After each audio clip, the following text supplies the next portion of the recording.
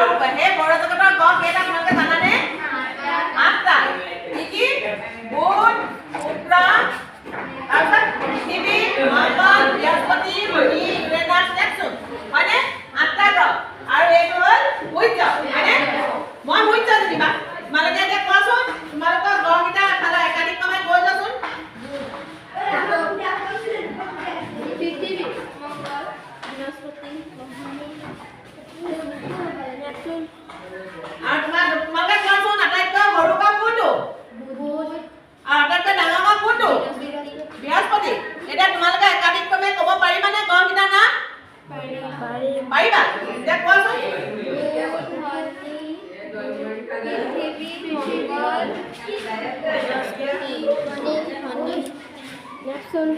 আঠটা গ্ৰহৰ কথা ক'ব পাৰিলা?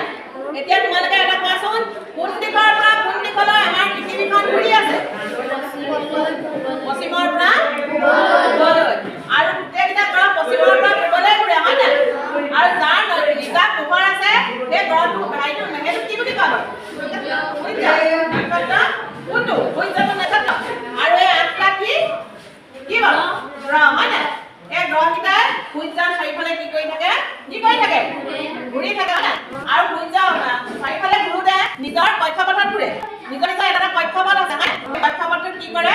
সূৰ্যৰ চাৰিওফালে ঘূৰি থাকে। আৰু এটা গ্ৰহে কি কৰে? ওলোটাকে ঘূৰে। কোনটো হয় ওলোটাকে ঘূৰে? শুক্ৰ গ্ৰহ ঘূৰে, হয় নাই? কোন দিশৰ পৰা কোন দিশলৈ ঘূৰে জানানে? পূবৰ পৰা পশ্চিমলৈ ঘূৰে।